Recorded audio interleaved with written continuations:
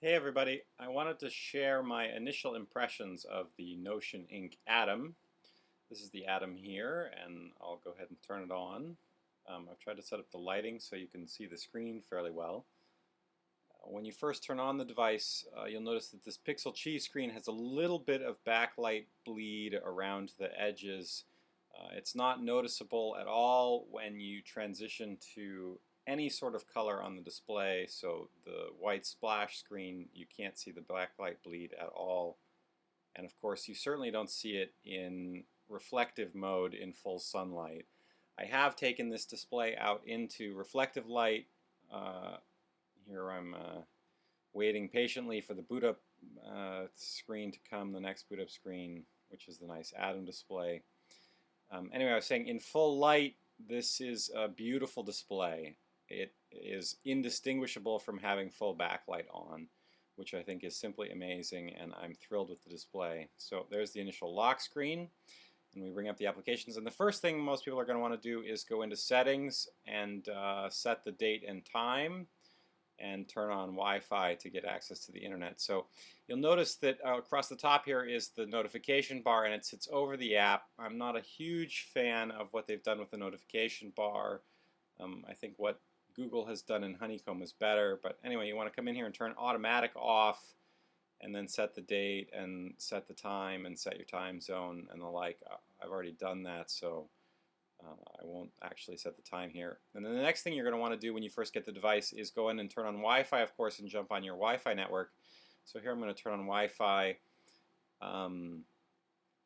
and then go into Wi-Fi settings and choose my network. And we run into the first problem with the Notion Ink. When it ships, the keyboard that's selected doesn't work. So if you know Android well, you press and hold, and then you go into input method, and you switch from this Chinese keyboard, which just doesn't come up, simply doesn't work, to the Notion Ink keyboard. Hopefully they'll fix this in future tablets that ship, but anyway, then you can enter your password. I won't show you what mine is here, but and then we come to the second thing that's a little bit strange. Here I'm hitting the back button repeatedly to go back, and if you hit the back button once more from here, in most Android setups you'll go back to the Home app, but that doesn't happen here. Instead you have to hit the icon for going back to their Home application. I'm not really thrilled with what they did there, but anyway, then you can come in and drag out panels, and now we come to a little bit of an issue here where, like, say I want to set the volume, I press and nothing happens. What happened actually is that the focus changed. So if I change the focus back and then back again, once the panel has focus, then you can have access to it. But if the focus isn't set right, then you run into problems. And so here I've managed to defocus this panel, and it tries to drag it instead of having focus on the actual panel. Anyway, we can drag out the browser panel to sort of fill out our three panels on the display. And then here's another thing that I'm not super thrilled with that I hope they fix in future ROMs is when you tap an application, when the panel's showing, it doesn't actually launch the app. So like I launched settings by tapping it once when I started, but now to launch settings I have to go back and press in recent apps to actually open the settings because it's not there. I just wanted to show you can't really see that the build number is the right build number, but this is the latest ROM from Notion Ink, the February 14th ROM. Anyway, show a little bit of the browser panel. It works. It's a small web view. You can go in there and put in your favorite searches, like say for NotionLovers, and then go and search for various things. You can see that it does actually render reasonably well in the small space and works reasonably well. So, and then you can go and drag out other panels. If you drag out a panel that doesn't have one, you get the three choices to either launch the app or cancel, or the two choices that Rohan has shown before. And here I'm going and dragging out the calendar panel and the MailD panel. There's actually 9 apps that have panels. Another one is the Sniffer app here, which is a very nice application, perhaps the nicest of all of Notion Ink's apps to me.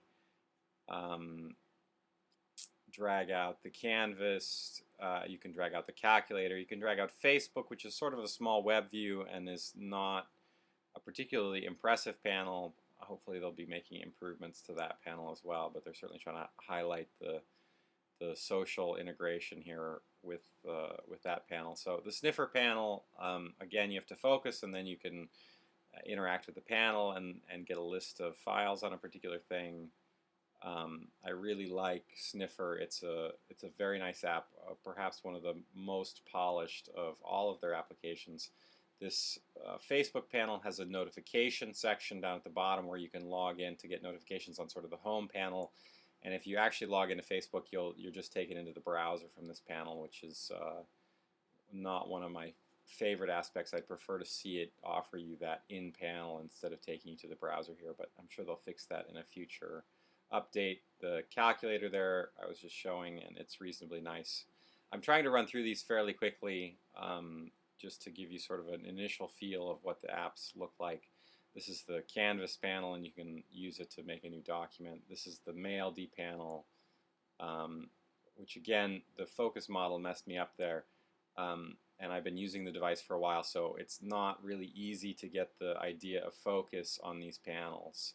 So this Eden section is not my favorite out of anything. This is the calendar panel, and you can switch between calendars.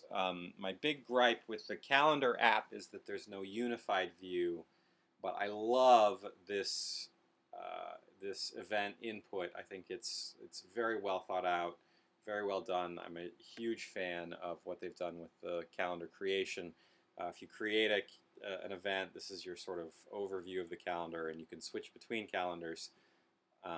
But notice when you switch between calendars, it doesn't show you the events on the other calendars.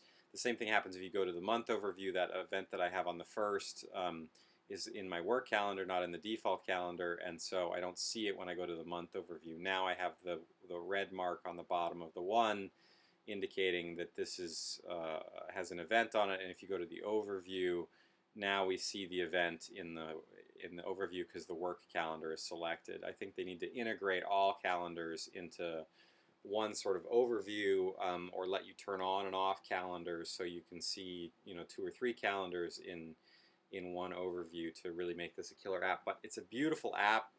The design is very well done. This entry is fantastic. This is sort of their other entry, and it's nice too, but the default entry is for events is just gorgeous, and I love it.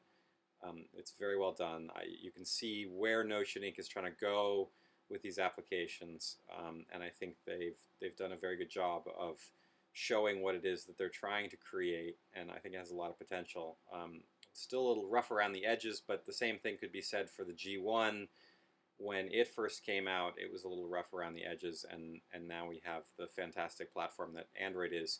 So I think Notion Inc. has focused a lot on their software stack, and they've done a pretty good job so far. I think the design is nice for most things. Eden is not my favorite.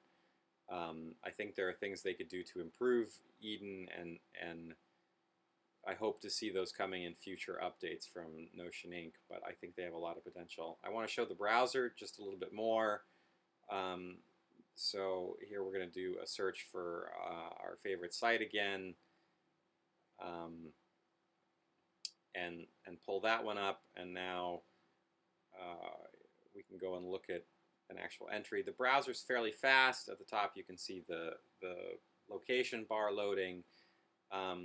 Unfortunately, the device is not shipping with Flash at this point in time. There are APKs on XDA developers and Notion Inc. hacks for those, so you can install it, and that actually works well. This is their tab interface on the left here, which I'm a big fan of. You can open and close tabs very easily. The one thing that's a little strange is if you click on the right side of one of the tab windows, it closes it. If you click on the left side, then it switches to that tab. And I think that the length of those tabs should be slightly longer to make it a little easier to not do the wrong thing by accident. So that's closing a tab. And then if you click on the left side of it, then you switch tabs.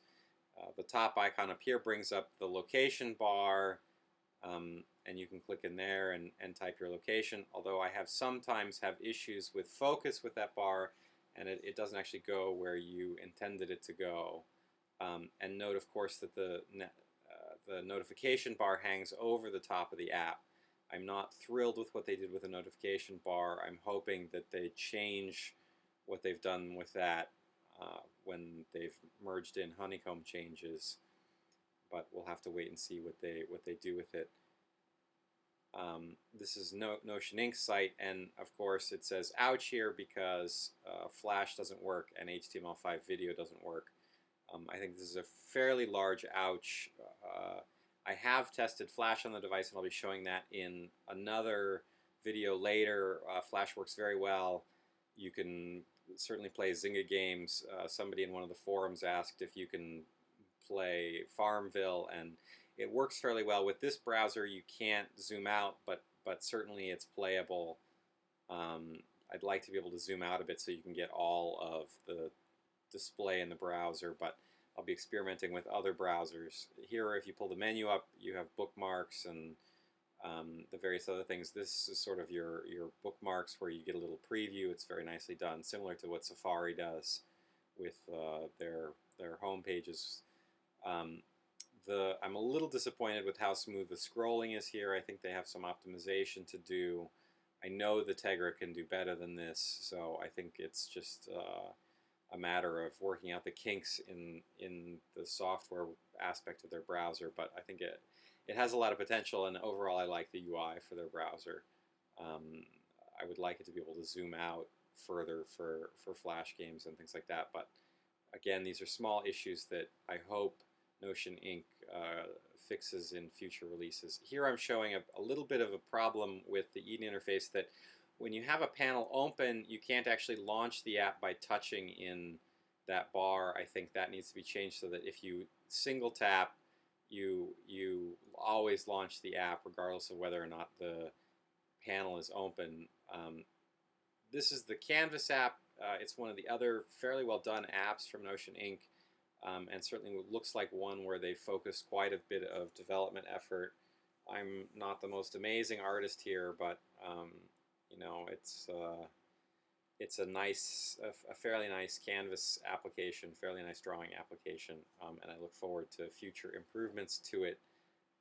There's sort of two brushes. You can't see it, this brush sizing. It's like the difference in brush. I do like what they've done with Erase. Which again, you can't really see that in the video, but where you draw black with the eraser, that's better. And I think that's just genius in terms of the eraser tool. They do have a single level of undo. I hope in future releases they make that multiple levels of undo. That would really improve it. You sort of expect that coming from a more Photoshop-like thing. They do have layers where you can hide layers and draw on a particular layer. They don't have really complex compositing in layers, but even having layers is a nice way to go. If you turn on the fill tool, then you can draw a Bezier curve, or draw a curve that they fill, which is nice as well. So overall, I think this is a reasonably nice app. That about does it for this time. Overall, I would say this is a fantastic device. I love the Pixel Qi screen. Yes, the colors are not as vibrant as an LCD, but they're exactly the same with full backlight as they are in full sun, and I think that's quite an achievement. Overall, I think the software stack shows a lot of promise. I'm very much looking forward to future updates from Notion Inc. I will certainly be installing the market update from Notion Inc. Hacks. I'm very excited to get market on this device, but overall I'm very pleased with the device. I really love it, and I think the hardware is very, very nice. I'll talk a little bit more in a follow-up video about the various aspects of the hardware, but I really think this is a nice device, and I look forward to seeing how it evolves. So thanks very much for watching. If you have questions or comments, feel free to leave them on the YouTube video or on my site, and I will attempt to address all of the comments that I get as time goes on. If you have specific things you'd like tested, please don't hesitate to ask me. I'm happy to do what I can. Thanks so much.